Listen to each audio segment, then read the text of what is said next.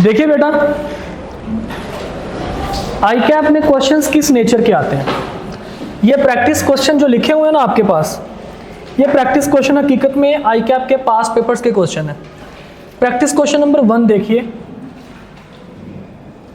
Practice question हम कोशिश करेंगे कि हम बुक पे देखने के बजाय स्क्रीन पे देखें, और होपफुली सबको नजर आ रही होगी स्क्रीन।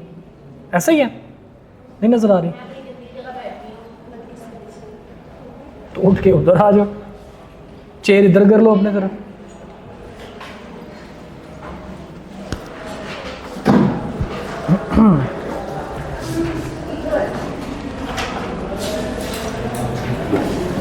क्या रिजल्ट आया?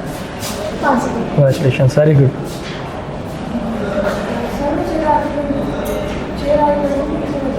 कर ले। ओके जी, प्रैक्टिस क्वेश्चन नंबर 1 देखिए बेटा। अपनी बुक्स, अपने मोबाइल्स साइड पे रख दें। अभी आप लोगों ने जस्ट आंसर करना है। लिखने वाले जो आंसर है वो आपके इंशाल्लाह टेस्ट के अंदर प्रैक्टिस वगैरह हम लोग करवा देंगे। अभी फिलहाल हम इनके आंसर्स करने जा रहे हैं। तो कहता है जी, Murad offered his car to Sanam for ₹4 lakhs. Sanam accepted the offer and enclosed a pay order of 150,000 with the promise to pay the balance in monthly installment of 62500 each. Under the provisions of Contract Act 1872, explain whether it is a valid contract. कहानी समझिए। मुराद ने सनम को क्या कहा कि मैं अपनी गाड़ी 4 लाख रुपए की बेचना चाहता हूं, खरीदोगे? सनम ने आगे से क्या कहा? उसने कहा जी खरीद लूंगी। और कैसे खरीदा उसने? उसने कहा जी 1.5 लाख रुपए अभी पकड़ो, बाकी 62,500 मंथली इंस्टॉलमेंट दिया करूंगी। क्या कॉन्ट्रैक्ट हो गया? कितने लोग कहते हैं कॉन्ट्रैक्ट हो गया? Raise your hand. और कितने कॉन्ट्रैक्ट नहीं हुआ? क्यों नहीं हुआ?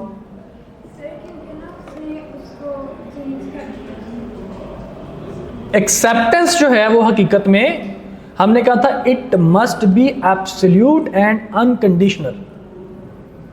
वैलिड एक्सेप्टेंस के लिए क्या जरूरी है? It must be absolute and unconditional. जैसी ऑफर करवाई जाए वैसी एक्सेप्टेंस होनी चाहिए। ऑफर थी 4 लाख रुपए की गाड़ी बेचने की, उसने एक्सेप्टेंस कैसे की? 1,50,000 अभी और 62,500 बाद में। उसने ऑफर को एज इट इज एक्सेप्ट नहीं किया, उसने एक्सेप्टेंस के साथ कंडीशन रख दी। हमने कहा था ये अनकंडीशनल होनी चाहिए। तो इसका मतलब क्या हुआ कि एक्सेप्टेंस वैलिड हुई नहीं। तो जब वैलिड एक्सेप्टेंस ही नहीं हुई तो क्या वैलिड कॉन्ट्रैक्ट होगा? बिल्कुल नहीं होगा। अब इसी चीज को हमने अंग्रेजी में कैसे लिखना है, देखिए क्या लिखा हुआ है जी। An acceptance should be unconditional assent by the offeree to all the terms of an offer. ये उसने पहले लिख दी प्रोविजन। इसको हम लोग कहते हैं केस स्टडीज, जिसमें आपको कहानी सुनाई जाए और आपसे पूछा जाए कि बताइए ये ठीक है कि गलत है। इसको हम लोग कहते हैं केस स्टडीज। केस स्टडीज को आंसर करने के लिए 3 चीजों का होना जरूरी है। वो 3 चीजें आप कैसे लिखते हैं ये मैटर नहीं करता, लेकिन 3 चीजें लिखना जरूरी है। सबसे पहली कौन सी चीज आपके पास होनी चाहिए?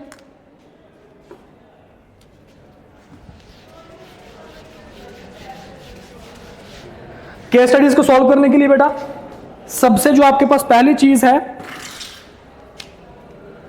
वो आपने एक है लीगल प्रोविजन। लीगल प्रोविजन का मतलब होता है कि कानून इसके बारे में क्या कहता है।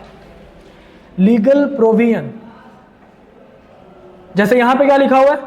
An acceptance should be unconditional assent by the offeree to all the terms of the offer. ये क्या है? लीगल प्रोविजन का कानून क्या कहता है कि जो भी एक्सेप्टेंस होनी चाहिए वो अनकंडीशनल होनी चाहिए। जो भी टर्म्स एंड कंडीशन ऑफर के साथ है वो सारी की सारी एक्सेप्ट करनी पड़ेगी।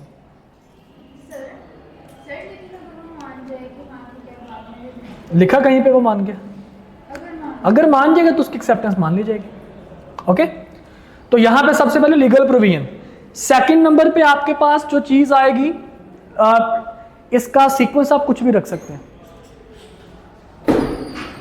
सेकंड नंबर पे जो चीज है दैट इज डिसीजन।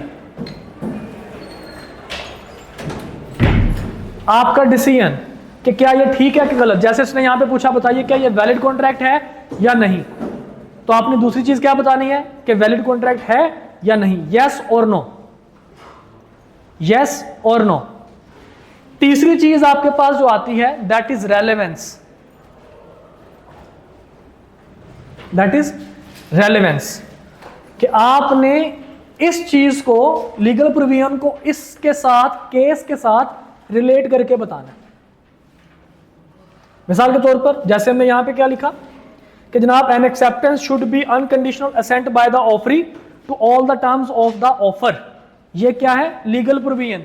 अब मुझे इस सिनेरियो को, प्रैक्टिस क्वेश्चन 1 के सिनेरियो को क्या करना पड़ेगा, मुझे इस लीगल प्रोविजन के साथ रिलेट करना पड़ेगा कि मैंने ये प्रोविजन बताई क्यों है, क्योंकि इस केस में क्या हो रहा है, एक्सेप्टेंस कंडीशनल हो रही है, उसका रेलेवेंस मुझे शो करना है। आगे देखिए उसने क्या कहा, in this case since the offer has been accepted with a variation it would be regarded as a qualified acceptance. ये उसने बता दिया कि जनाब इस केस में क्या हो रहा है, इस केस में क्योंकि एक्सेप्टेंस को क्वालिफाई कर रहा है, वेरिएशन कर रहा है, तो लिहाजा ये क्वालिफाइड एक्सेप्टेंस होगी, ये वैलिड एक्सेप्टेंस नहीं होगी। रेलेवेंस आ गया। लास्ट में क्या दे रहा है वो, डिसीजन। देखिए क्या कह रहा है, therefore a contract between Murad and Sanam has not been formed. ये उसने तीसरी चीज आपको क्या बता दी, उसका डिसीजन कि जनाब there is no contract between Murad and Sanam. Clear, यहां तक मसले मसाइल, आपका आंसर यहीं पे खत्म हो जाएगा। अब जो एडिशनल चीज उसने लिखी है, however if Murad accepts the counter offer made by Sanam then it would be a binding contract। इसकी जरूरत नहीं है, ठीक है, इसकी जरूरत नहीं। इसके नंबर आपको, अगर आप ये लाइन नहीं भी लिखेंगे तो आपके नंबर नहीं कटेंगे, लेकिन क्योंकि ये लिख दिया सिर्फ इसलिए कि माइंड में रहे कि जनाब ये काउंटर ऑफर के केस में इस तरह का काम आ रहा है, अगर वो बंदा एक्सेप्ट कर लेगा कि ठीक है भाई मैं ऐसे अमाउंट आने दो, तो इट वुड बी एज्यूम्ड कि उस बंदे ने जिसने ऑफर करवाई थी अब वो एक्सेप्टर बन चुका है। कि दूसरे, इस बंदे ने क्या कहा, 4 लाख रुपए की गाड़ी, उसने कहा ठीक है 50 अभी ले लो, 62,500 हर महीने ले लेना। अब वो दूसरा बंदा ऑफर करवा रहा है, ओके।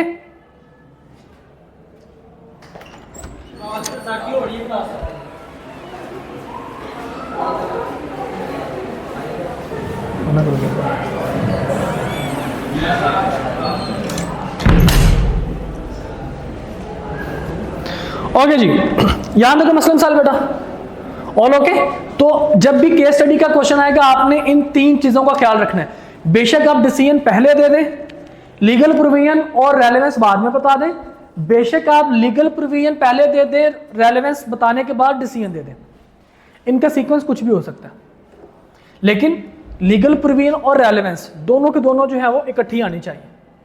डिसीजन बेशक पहले दे दें या डिसीजन आप एंड में दे दें, दैट डजंट मैटर।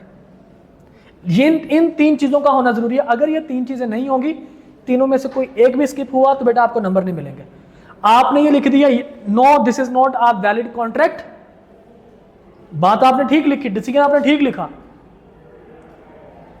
आपने लीगल प्रोविजन नहीं लिखी, नंबर नहीं मिलेगा। आपने लीगल प्रोविजन लिख दी कि जनाब acceptance must be unconditional, in this case acceptance was conditional, therefore it is not valid acceptance.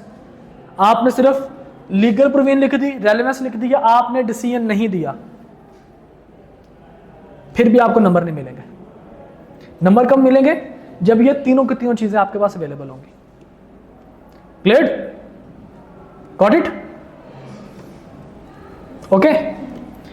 इसके बाद देखिए जी प्रैक्टिस क्वेश्चन नंबर 2।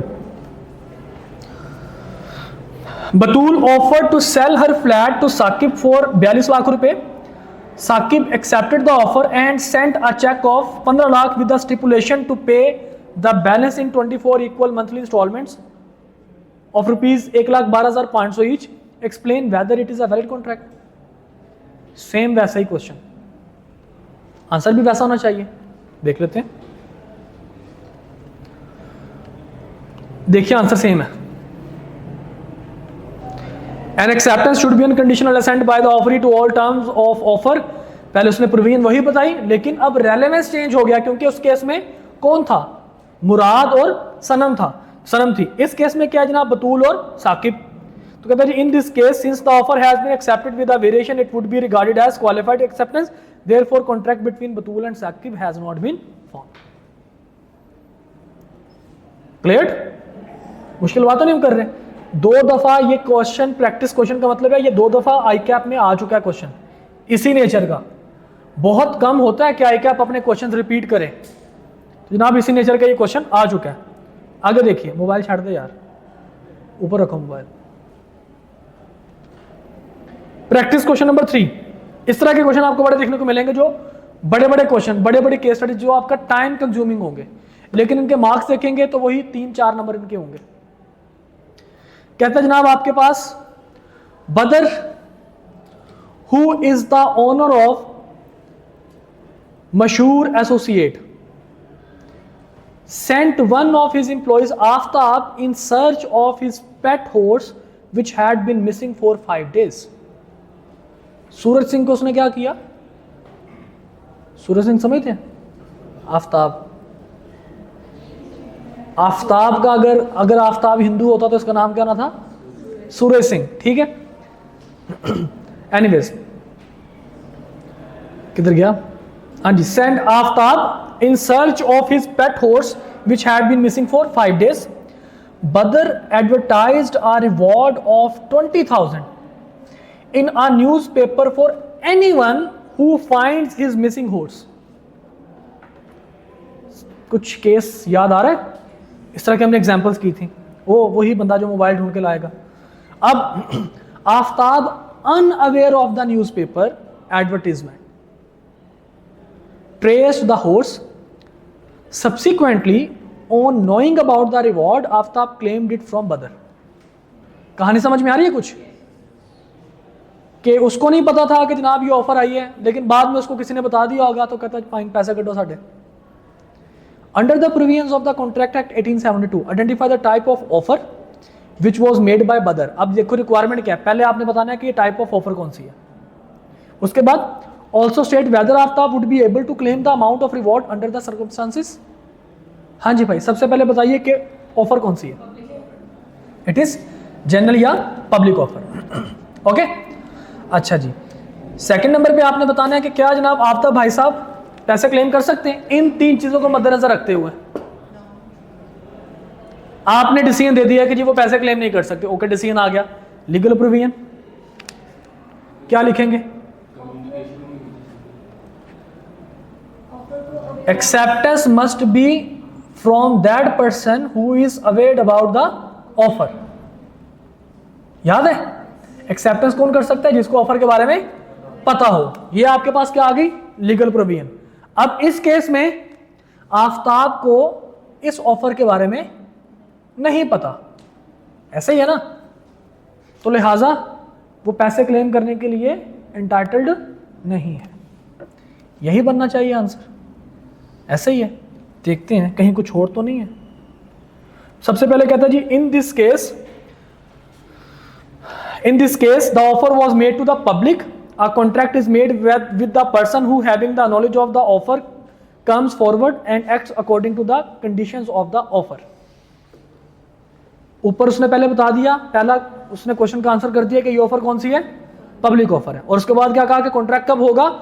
जिस बंदे को, जो बंदा एक्सेप्टेंस कर रहा है, ठीक है, उसको इस ऑफर के बारे में पता होना चाहिए कि a contract is made with the person who having the knowledge of the offer comes forward and acts according to the condition of the offer. Got it? यह है लीगल प्रोविजन। अब नीचे देखिए, however under the given circumstances Aftab can not claim the amount of reward from Badar as there was lack of communication of the offer and Aftab did not know about the reward when he found the missing horse. Aftab could have accepted the offer only when he knew about it because an offer accepted without its knowledge does not confer any legal right. वही बातें जो हमने की, उसको अंग्रेजी में देखिए, ये सिंपल अंग्रेजी नहीं है, ये लीगल वर्डिंग उसने यूज किए यहाँ पे सारे के सारे। तो आपने भी बेटा लीगल वर्डिंग यूज करनी है। वर्डिंग आपकी अपनी होगी लेकिन लीगल वर्डिंग। फॉर एग्जाम्पल जैसे यहाँ पे does not confer any legal rights, ठीक है। और उसके अलावा जनाब यहाँ पे आपके पास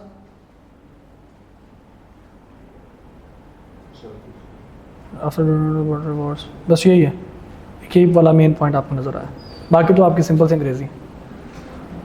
हाँ जी बेटा, मुश्किल बातों नहीं कर रहे हम लोग।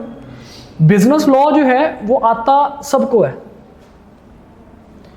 लेकिन फिर भी बच्चे उसमें पास नहीं होते। पास ना होने के रीज़न सिर्फ ये है, इतनी सी सिर्फ रीज़न है पास ना होने की, कि जनाब उनको लिखना नहीं आता।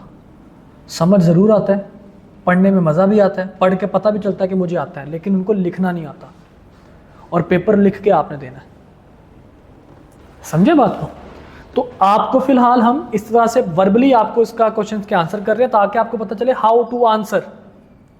ठीक है, इंशाल्लाह जब आप लोगों के टेस्ट हो जाएंगे तो फिर आप लोगों को जब लिखेंगे, शुरू वाले टेस्ट हो सकता है कि आपके अच्छे ना हो, क्योंकि आपको लिखना नहीं आता होगा, हो सकता है थोड़ी बहुत गड़बड़ करें, लेकिन with the passage of time वो आपके टेस्ट, आपकी राइटिंग जो है वो निखार देंगे। ओके, और साथ ही हम जैसे ही टेस्ट हुआ करेगा हम उसके डिस्कशन भी किया करेंगे इंशाल्लाह।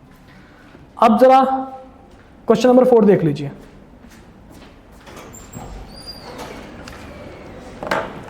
ये क्वेश्चन भी बहुत मजे का जी। On 3 September 2018 Salim offered by a letter to sell his laptop to Ghazi for 50,000। Same याद आ रहा है कुछ? हमने इस तरह का क्वेश्चन एग्जाम्पल एक्सेप्टेंस की थी हमने, कोई कॉन्ट्रैक्ट की। Ghazi received the letter on 5 September 2018। On 6 September 2018, Ghazi posted the letter of acceptance to Salim. The letter reached Salim on 8 September 2018. कहानी समझ में आई? हमने एग्जाम्पल उसकी लिखी थी, एक कल की बात है। Salim wrote a letter of revocation of his offer and posted it to Ghazi on 5 September 2018. Letter reached Ghazi on 7 September 2018. यह सिनेरियो डिस्कस किया था हमने। Under the provisions of contract act 1872 briefly describe when the communication of the offer and acceptance and the revocation of offer was completed as against Salim and Ghazi under the above circumstances and whether a binding contract was created between Salim and Ghazi. 3 requirements हैं। पहली requirement क्या है जी? आपने बताना है कि offer and acceptance की communication कब होगी, फिर आपने बताना है कि रेवोकेशन की कम्युनिकेशन कब हो सकती है या कब होगी, और उसके बाद आपने बताना है कि क्या इनके दरमियान कोई कॉन्ट्रैक्ट हुआ है, ये आपने बताना है। तो बताइए, जब इस तरह का सवाल आ जाए तो उसके लिए आप सिंपली क्या कर लिया करें, एक एग्जाम्पल बेशक ड्रॉ कर लिया करें।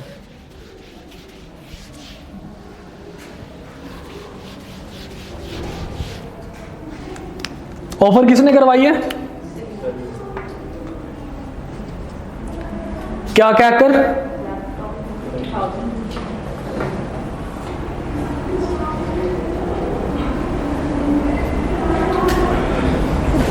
तीन 9/2018 और पहुंचा कब इसको? 5/9/2018। इसने 6/9/2018 को लेटर पोस्ट किया एक्सेप्टेंस का, और ये कब पहुंचा? 8/9/2018 को। और इसने लेटर ऑफ रेवोकेशन कब भेजा? इसने भेजा कब?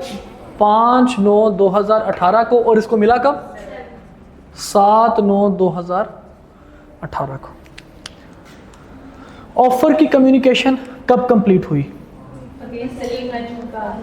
अगेंस्ट सलीम। ऑफर की कम्युनिकेशन सलीम के हिसाब से कब कंप्लीट हुई?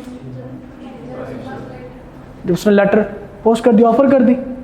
गाजी को कब मिला जनाब? When it comes to the knowledge of offering, यानी कि 5 सितंबर को।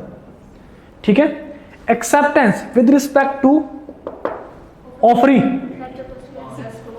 Acceptance with respect to offering, acceptance Salim के हिसाब से कब हुई? जब एक्सेप्टर ने लेटर पोस्ट किया, एक्सेप्टेंस लेटर जब उसने पोस्ट किया, यानी कि 6 सितंबर 2018 को। और गाजी के हिसाब से एक्सेप्टेंस कब कंप्लीट हुई? When it comes to the knowledge of offeror, यानी कि 8 सितंबर 2018। अब इन तमाम चीजों को आपने अपनी वर्डिंग में लिखना है। मिसाल के तौर पर आप ये लिख सकते हैं कि जनाब पहले आपने लीगल प्रोविजन लिखनी है, ठीक है, कि जनाब एक्सेप्टेंस कब होती है, ऑफर कब कंप्लीट होती है, वो सारा कुछ आपने लिखना है। तो यहां पे हम कहते हैं जनाब ऑफर सलीम गाजी, ऑफर की कम्युनिकेशन कब होती है। ये मैं सिर्फ आप लोगों के लिए आसानी के लिए लिख रहा हूं, आपने आंसर ऐसे नहीं करना, आंसर आपने स्टेट फॉर्म में ही करना है, ठीक है, ये आसानी के लिए लिख रहा हूं। ऑफर जनाब कब कंप्लीट होगी, और गाजी के लिए when it comes to the knowledge of offeree. Acceptance offeror के लिए एक्सेप्टेंस कब होगी? When the letter of acceptance is put into transmission 6/9/2018 को। और गाजी के लिए यानी कि एक्सेप्टर के लिए एक्सेप्टेंस कब कंप्लीट होगी? When it comes to the knowledge of offeror, यानी कि 8/9/2018। और रेवोकेशन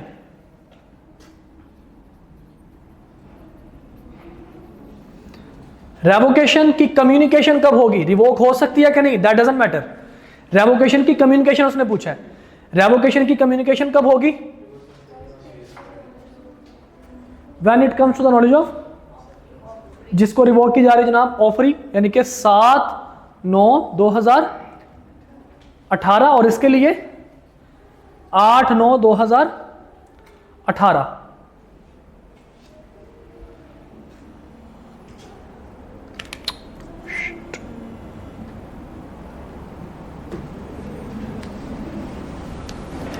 ओके जी, ये रेवोकेशन। अब रेवोकेशन कब कर सकते हैं? हमने कहा जनाब एक्सेप्टेंस की या ऑफर की रेवोकेशन कब हो सकती है, उसने एक तो पूछा नहीं है, लेकिन अगर पूछ ले लेट सपोज, तो हम उसको आंसर कैसे करेंगे कि जनाब ऑफर की रेवोकेशन कब हो सकती है? Before its acceptance with respect to offeror, ठीक है। और एक्सेप्टेंस की रेवोकेशन कब हो सकती है? Any time before its communication with respect to offeree, ठीक है। तो देखिए जरा इसका आंसर उसने कैसे लिखा हुआ है, बड़ा लंबा जोड़ा उसने आंसर लिखा है जी। कहते जनाब communication of offer was completed on 5 September 2018 when it came to the knowledge of Ghazi. Offer की कम्युनिकेशन कब कंप्लीट हुई? 5 सितंबर 2018 when it comes to the knowledge of offeree. Communication of acceptance was completed as against Salim यानी कि offeror when the letter was posted in explanation on 6 September 2018 and against Ghazi it was completed when the letter of acceptance reached Salim in explanation 8 September 2018। Got it? इसके बाद the communication of revocation of offer was completed as against Salim on 5 September. revocation Salim के हिसाब से जब उसने letter भेजा revocation का, ठीक है। और गाजी के हिसाब से कब होगा? when the letter of revocation was posted and against Ghazi on 7 September when the letter of revocation was received by him। Sorry ये डेट थोड़ी सी जरा, रेवोकेशन हम एक्सेप्टेंस की तरफ चले गए। ऑफर की रेवोकेशन, ऑफर की रेवोकेशन 5/9/2018 और जब इसको रेवोकेशन मिली 7/9/2018। Got it? इसके बाद कहता है जी अब आपने तीसरा आंसर करना है किस चीज का, कि क्या इन दोनों के दरमियान कोई कॉन्ट्रैक्ट हुआ कि नहीं हुआ। यही उसने पूछा ना। देखिए उसने क्या यहां पे पूछा हुआ है कि whether a binding contract was created between Salim and Ghazi. यही उसने पूछा हुआ है, तो हमने इसका भी आंसर करना है। ऊपर वाले क्वेश्चन का हमने आंसर कर दिया, अब इसकी बारी। हम कहते हैं कॉन्ट्रैक्ट बनने के लिए ऑफर को एक्सेप्ट करना जरूरी है, ठीक है। और एक ऑफर एक्सेप्टेंस से पहले रिवोक की जा सकती है। Once an offer is accepted it can never be revoked. अब कहता है जी since Ghazi had posted his letter of acceptance on 6 September 2018 and revocation of offer was communicated to him on 7 September 2018. His acceptance was valid. Salim cannot revoke his offer after 6 September 2018 when the communication of acceptance was completed as against him. Therefore, a binding contract had been created between Salim and Ghazi. ये सारी कुछ उनकी या आपकी अपनी wording है. यहाँ तक मुस्लिम साहिब जी. मैंने ये बिल्कुल नहीं कहा कि पहले लीगल प्रोविजन लिखें. मैंने कहा ये तीनों चीजें इसमें होनी चाहिए. लीगल प्रोविजन होनी चाहिए, डिसीजन और रेलेवेंस होना चाहिए. ये तीनों चीजें होंगी तो नंबर मिलेंगे. पहले आप कोई भी चीज लिख सकते हैं. ओके. हाँ जी बेटा, यहां तक मुस्लिम साहिब वही बातें जो आपने उर्दू में की जी.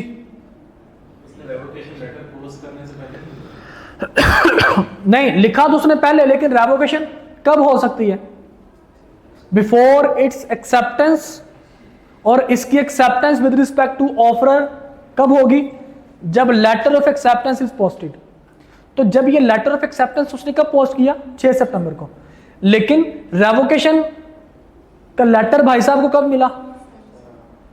7 को. तो एक्सेप्टेंस पहले हो चुकी है, रेवोकेशन बाद में हुई है.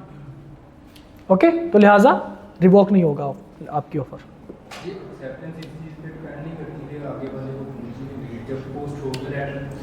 बेटा एक्सेप्टेंस दो तरफा है. एक्सेप्टेंस की कम्युनिकेशन दो तरफा है, ऑफर की कम्युनिकेशन एक तरफा है. ठीक है. ऑफर कब कम्युनिकेट होगी? When it comes to the knowledge of offeree. Acceptance with respect to offeror and with respect to offeree, दो तरह की जो है वो एक्सेप्टेंस की कम्युनिकेशन होगी. ठीक है. विद रिस्पेक्ट टू ऑफरर कब होगी? When the letter of acceptance is put into transmission. वो हो जाएगी acceptance with respect to offeror. और विद रिस्पेक्ट टू ऑफरी कब होगी जी के हिसाब से? When it comes to the knowledge of offeror, यानी कि जब ऑफरर को लेटर मिलेगा.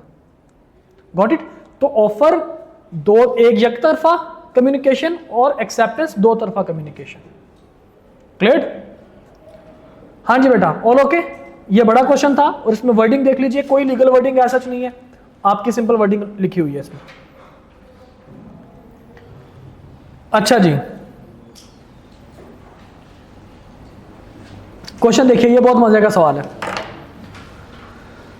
Ahmad being interested in purchasing Adil's DHA property sent him this letter on 1 March 2019. लेटर क्या भेजा उसने? I have heard that you are selling your DHA property. I am very much interested in purchasing it. Will you please consider selling the same to me? What is the highest price you have been offered so far? उसने ये पूछा. मुझे मैंने सुना है कि तुम अपने DHA की प्रॉपर्टी बेचना चाहते हो और मैं इसको खरीदने में इंटरेस्टेड हूँ. मुझे बताओ कि तुम्हें ज़्यादा से ज़्यादा रेट क्या लगा है. मुझे यही प्रॉपर्टी मुझे बेच दो और बताओ कि तुम्हारा सबसे ज़्यादा रेट कौन सा लगा है. Adil replied the highest quote for the property till now is 35 million. Adil ने क्या कहा कि जी अभी 35 मिलियन लगा है, तकरीबन 3.5 crore. Ahmad replied, I agree to buy your DHA property for 36 million. Subsequently, Adil received an offer from Hamid quoting 38 million for the said property. What will be Adil's liability towards Ahmad if he wishes to make the sale to Hamid? हाँ जी भाई, interesting question. Question समझ में आया क्या कह रहा है? मैं जरा एक दफा समझा देता हूं. क्वेश्चन ये कह रहा है कि अहमद ने लेटर लिखा और कहा कि भाई मैं आपकी प्रॉपर्टी परचेज करना चाहता हूं. मैंने सुना आप प्रॉपर्टी बेच रहे हैं तो मैं परचेज करना चाहता हूं, बताइए कि हाईएस्ट इसका रेट कितना लगा. आदिल ने आगे से कहा जी 35 मिलियन. उसके बाद अहमद ने कहा कि जी मैं तुम्हारे से परचेज करता हूं, मैं तुम्हारी ऑफर को एक्सेप्ट करता हूं 38 मिलियन के लिए, 36 मिलियन के लिए. और उसके बाद जनाब आदिल को हामिद की तरफ से एक ऑफर मिलती है कि 38 मिलियन का मुझे बेच दो. अब जाहिर बात है कि आदिल चाहेगा कि ज़्यादा से ज़्यादा जो है वो बिके रेट पे. तो अब आदिल चाहता है कि वो प्रॉपर्टी हामिद को बेचे. अगर वो प्रॉपर्टी हामिद को बेच देगा तो आदिल की क्या लाइबिलिटी होगी अहमद के हिसाब से? क्यों जी, कॉन्ट्रैक्ट क्यों नहीं है? कोई भी अहमद ने ऑफर एक्सेप्ट नहीं की, ऑफर एक्सेप्ट नहीं हुई। याद है, a person can not make an offer to himself. याद है कि नहीं याद? ये वो वाला कॉन्सेप्ट है। उसने पहले कहा कि मैं आपकी प्रॉपर्टी परचेज करना चाहता हूं, और साथ ही कह दिया मैं एग्री करता हूं, मैं आपकी प्रॉपर्टी परचेज कर लूंगा, I accept your offer. Ahmed ने ऑफर करवाई कोई, सॉरी आदिल ने कोई ऑफर करवाई? अहमद ने ऑफर करवाई उसको कि मैं खरीदना चाहता हूं। आदिल ने आगे से ही नहीं कहा कि हाँ ठीक है खरीद लो, उसने कहा जी इतना रेट लगा। आगे से अहमद ने खुद ही क्या कह दिया कि मैं आपकी ऑफर को एक्सेप्ट करता हूं। तो इज देयर अ कॉन्ट्रैक्ट? देखते हैं कि उसने आंसर इसको कैसे किया। The first letter from Ahmad and Adil's response on it were merely asking for information, information थी, and providing information respectively, and not offer and acceptance.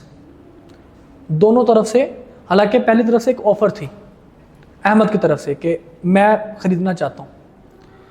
The second letter from the Ahmed sent as a reply to Adil was itself an offer and not the acceptance of an offer. जो दूसरा letter उसने भेजा वो हकीकत में offer थी, वो तो एक्सेप्टेंस थी ही नहीं। Since this offer had not been accepted by Adil, Adil ने उसको ऑफर को एक्सेप्ट नहीं किया। There is no binding contract between the parties, accordingly there is no liability if Adil sells his bungalow to Hamid. Any problem? All okay? ये जनाब उसने नीचे फिर आपको वो बताए हैं पॉइंट्स। अगेन वो रिवॉर्ड वाला क्वेश्चन है।